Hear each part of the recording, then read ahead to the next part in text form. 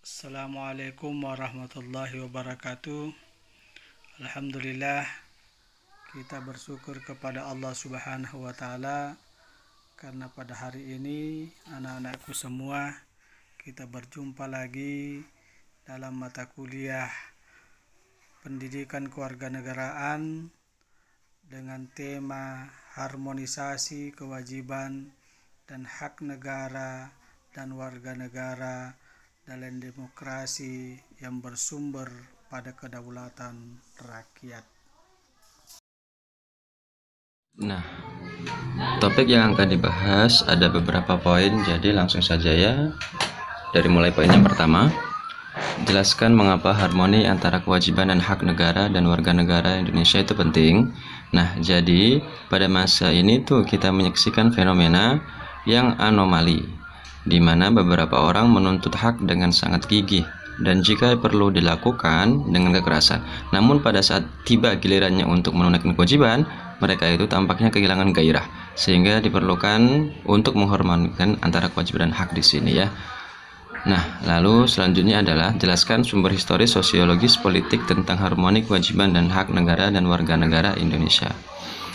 Jadi, sumber historis itu awal mulanya secara historis perjuangan menegakkan hak asasi manusia terjadi di Eropa oleh John Locke, seorang filsuf Inggris pada abad 17 yang pertama kali merumuskan adanya hak alamiah atau natural rights yang melekat pada setiap manusia, yaitu hak hidup, kebebasan, hak milik. Dan selanjutnya tentang revolusi Amerika, Magna Carta dan revolusi Prancis. Nah, di sini itu saya perlu tekankan dalam Magna Carta piagam perjanjian antara Raja John dari Inggris dengan para bangsawan, yaitu pemberian jaminan beberapa hak oleh raja. Yaitu selanjutnya oleh revolusi Amerika tahun 1276, yaitu perang kemerdekaan rakyat Amerika Serikat melawan penjajah Inggris menjadi negara merdeka. Dan terakhir revolusi Prancis, yaitu perlawanan Prancis terhadap rajanya sendiri, yaitu Louis XV yang semena-mena mengabsolut hasil hak tersebut. Selanjutnya dari sumber psikologis, dari gejala sosiologis baik bergejala dalam masyarakat, yakni munculnya karakter buruk yang ditandai kondisi kehidupan sosial budaya kita yang berubah sedemikian drastis dan fantastis. Nah, setelah Orde Baru tumbang, itu muncullah oligarki, di mana kekuasaan berpusat pada sekelompok kecil elit. Sementara sebagian besar rakyat tetap jauh dari sumber-sumber hak dan kekuasaan. Kemudian sosial cultural animosity, gejolak dalam masyarakat saat ini akibat munculnya kebencian sosial budaya terselubung yang bersumber dari perbedaan ciri budaya dan perbedaan nasib. Nah, akhirnya pada Indonesia baru ini harus dibangun dari hasil perombakan terhadap keseluruhan tatanan kehidupan masa lalu. Nah, inti dari cita-cita tersebut adalah sebuah masyarakat sipil demokratis yang mampu mengharmonikan kewajiban dan hak dan warga negara. Lalu secara sumber politik, proses dan hasil perubahan UUD NKRI 45 yang terjadi pada era reformasi ini muncul sebagai tuntutan reformasi pada masyarakat. Nah, tuntutan itu disampaikan oleh mulai dari reformasi oleh forum-forum tentunya mahasiswa, yaitu tentang UUD NKRI terkaitan dengan dinamika hak asasi di Indonesia. Ya. Lalu selanjutnya, poin selanjutnya yaitu jelaskan bagaimana dinamika dan apa saja tantangan harmoni kewajiban dan hak negara dan warga negara. Nah, jadi di sini ada beberapa pokok yang saya akan sampaikan. Jadi dalam ihwal pendidikan kewarganegaraan serta ilmu pengetahuan dan teknologi, yaitu terdapat meluasnya hak warga negara, yaitu perubahan kata pengajar menjadi pendidikan pada Undang-Undang NRI ayat 1 berakibat menjadi semakin luasnya hak warga negara. Lalu perubahan UUD NRI tahun 45 juga masukkan ketentuan baru tentang upaya pemerintah dalam memajukan ilmu pengetahuan dan teknologi dengan tetap menjunjung tinggi nilai-nilai agama dan mengukuhkan pesan negara, yaitu dalam ihwal perekonomian nasional dan kesejahteraan sosial, mewujudkan negara kesejahteraan. Nah, sebelum diubah pasal 34 UUD NRI 45 itu ditetapkan tanpa ayat. Setelah perubahan itu memiliki 4 ayat. Nah, perubahan ketentuan ini memenuhi kesejahteraan sosial yang sangat lengkap daripada sebelumnya, yang merupakan wujud negeri Indonesia sebagai negara kesejahteraan. Lalu dalam ihwal keamanan negara, yaitu menunjukkan sistem merata. Sistem merata ini dipilih untuk sistem pertahanan keamanan rakyat semesta. Sistem merata dilatar belakangi oleh pengalaman sejarah bangsa Indonesia itu sendiri.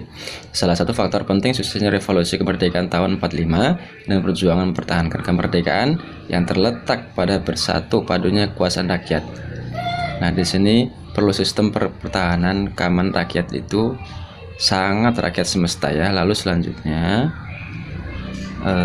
jelaskan apa esensi dan urgensi harmoni kewajiban dan hak negara dan warga negara. Jadi secara agama itu negara menjamin kemerdekaan tiap-tiap penduduk untuk beragama. Nah, lalu pendidikan dan kebudayaan melakukan upaya mencerdaskan kehidupan bangsa. Lalu secara perekonomian nasional dan kesejahteraan rakyat, yaitu penerapan asas kekeluargaan dalam perekonomian nasional untuk memberikan manfaat bagi rakyat banyak. Lalu pertahanan keamanan, pelaksanaan sistem merata TNI dan Polri sebagai komponen utama dan rakyat sebagai kekuatan pendukung. Lalu selanjutnya adalah bagaimana UUD 45 mengatur tentang konsep itu sendiri. Jadi hak dan kewajiban warga negara Indonesia tersebar dalam berbagai pasal UUD 1945. Berikut beberapa contohnya. Yang pertama pada pasal 27 ayat 2, tiap warga negara berhak atas pekerjaan. Pasal 28D ayat 1, hak atas pengakuan jaminan perlindungan dan kepastian hukum yang adil. Kemudian pasal 27 ayat 1, segala warga negara bersamaan kedudukannya di dalam hukum, pemerintahan wajib menjunjung hukum. Pasal 27 ayat 3, setiap warga negara berhak dan wajib ikut serta dalam upaya ambil andil pembelaan negara. Lalu selanjutnya jelaskan bagaimana hubungan antara bangsa negara dan warga negara. Status asas syarat kewarganegaraan, yaitu status menurut George Jelinek mengemukakan ada 4 macam status warga negara. Yang pertama, status positif. Warga negara diberi hak untuk menuntut perlindungan pada negara. Status negatif, negara dijamin tidak boleh campur tangan terhadap negara lain. Status aktif, negara memberi hak warganya untuk ikut serta dalam pemerintahan. Status pasif. Status pasif di sini kewajiban warga negara untuk mentaati segala perintah negaranya. Nah, lalu selanjutnya untuk asas berdasarkan Undang-Undang Nomor 12 Tahun 2006 ada 4 asas kewarganegaraan. Yang pertama, ius sanguinis, asas menentukan kewarganegaraan seorang berdasarkan keturunan, yaitu ius soli, asas yang menentukan kewarganegaraan seorang berdasarkan tempat kelahiran. Kemudian kewarganegaraan tunggal, asas yang menentukan kewarganegaraan setiap orang. Kemudian kewarganegaraan ganda terbatas, yaitu asas yang menentukan ganda bagi anak-anak sesuai dengan ketentuan yang diatur oleh undang-undang tersebut.